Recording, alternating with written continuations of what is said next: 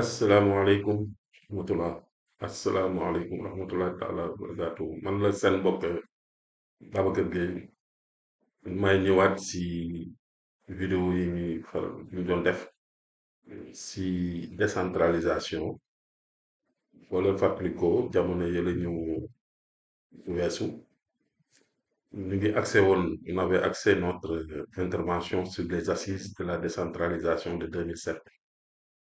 En fait, ces assises étaient très importantes parce que ñoo permettre, sont ces assises qui ont permis quand même de jeter les bases de l'acte 3.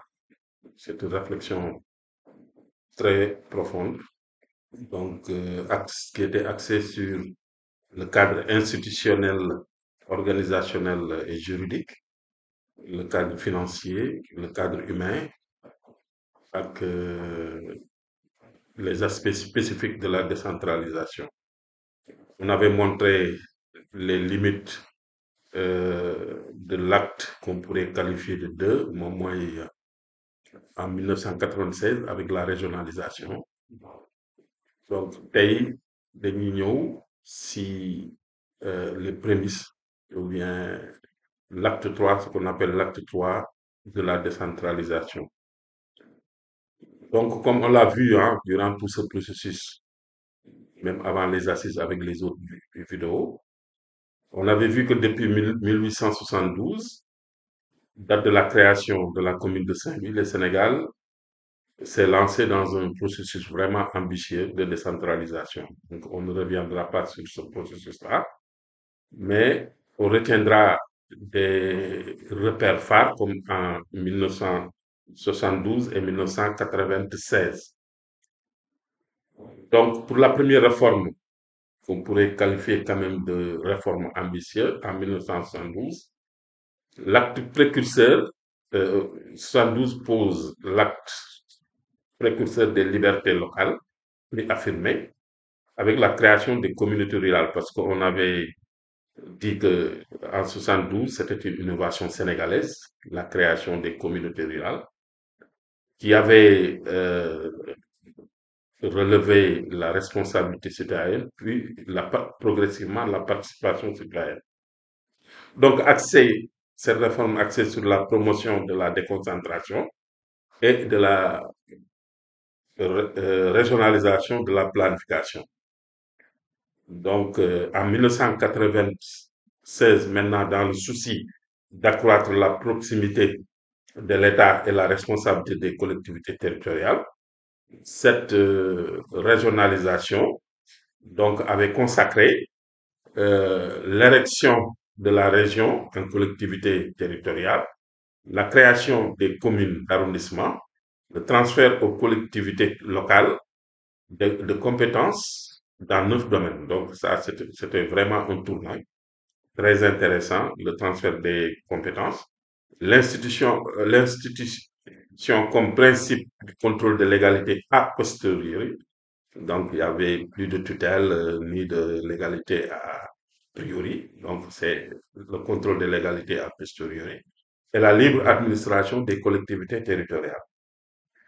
Mais malgré tous ces efforts qu'a fait l'État pour vraiment lancer la décentralisation, dans la pratique, on s'était rendu compte que cette politique de décentralisation au Sénégal, en particulier entre 1972 et 2012, a permis d'engranger des avancées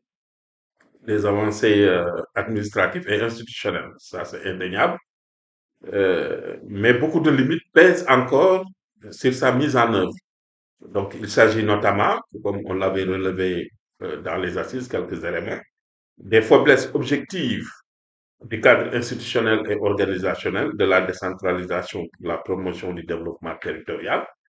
Vous avez aussi la faiblesse de la politique d'aménagement du territoire, limitée par une architecture territoriale rigide. Donc, vraiment, on ne s'était pas appesanti sur l'aménagement malgré le premier plan qu'on avait mis, mais qui n'était pas adossé à une loi. Donc, du manque de viabilité des collectivités locales et de la valorisation des potentiels de développement de ces territoires. Vous avez la faiblesse de la gouvernance locale, accentuée par une multitude d'acteurs avec ses préoccupations parfois différentes, la faiblesse de la coproduction des acteurs du développement territorial qui induit fortement l'inefficacité des interventions, donc l'incohérence et l'inefficience des mécanismes de financement du développement local accentués par l'insuffisance des moyens.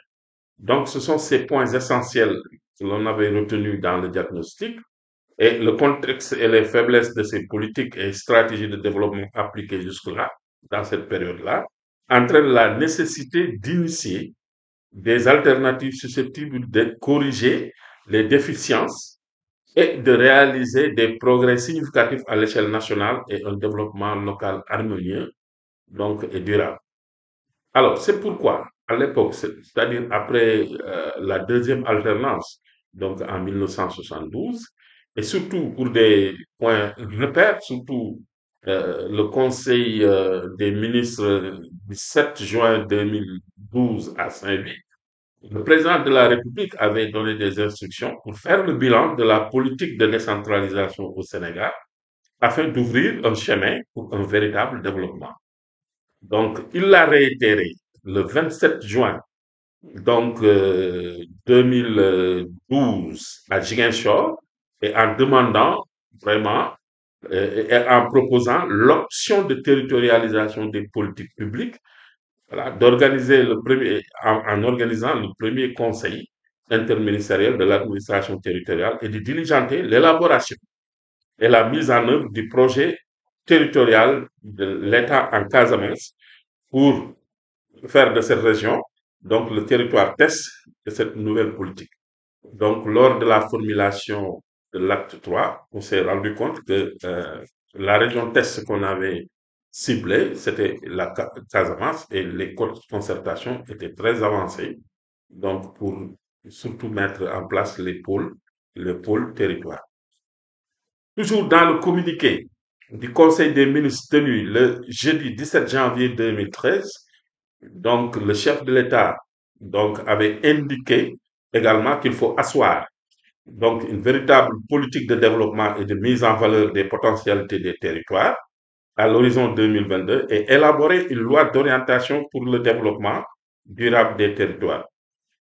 Donc, c'est à cet effet que Son Excellence, Monsieur le Président de la République à son époque, a indiqué clairement l'option de construire, dans le cadre d'un dialogue consensuel et prospectif, le renouveau de la modernisation de l'État à travers une décentralisation cohérente dans ses principes et performante dans sa mise en œuvre.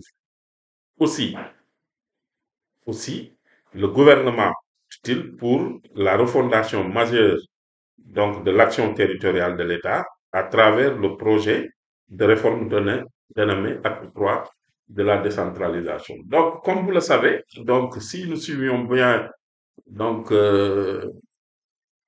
le processus pour aboutir à l'acte 3 de la décentralisation, donc comme on l'avait dit, donc les assises de 2007 quand même ont marqué un tournant très important dans la réflexion et ce qui a permis quand même de baliser le chemin et d'identifier et d'adresser les vraies problématiques de la décentralisation, donc qui tournaient surtout sur le renforcement du cadre institutionnel, le renforcement surtout du cadre financier, le renforcement du cadre humain, mais aussi de l'étendre à l'aménagement du territoire, donc et de réfléchir sur les valorisations des potentiels des territoires donc pour mettre en place le développement vraiment, le développement harmonieux du territoire.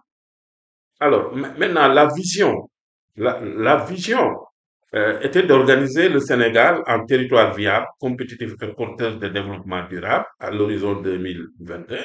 À cet égard, bon, l'objectif général donc visé consistait à élaborer une nouvelle politique nationale de décentralisation qui permet d'asseoir des territoires viables et compétitifs autour d'un développement durable. Donc, spécifiquement, les objectifs sont donc étaient quand même de construire une cohérence territoriale par une réorganisation de l'espace et l'émergence des pôles de développement. Vous voyez qu'ici, on entame vraiment un processus d'aménagement du territoire assurer la lisibilité des échelles de gouvernance territoriale en clarifiant les relations entre les acteurs et en articulant les compétences à transférer aux ressources techniques, financières et humaines et améliorer les mécanismes de financement du développement territorial et de la gouvernance budgétaire pour un véritable développement économique et social de notre territoire.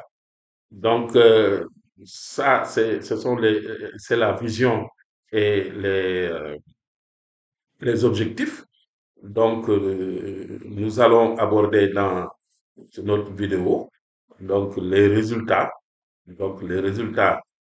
attendus de cette politique et les autres points, surtout les mesures d'accompagnement et les perspectives de l'acte 3 de la décentralisation. Nous vous donnons rendez-vous dans la prochaine vidéo pour partager avec vous ces éléments.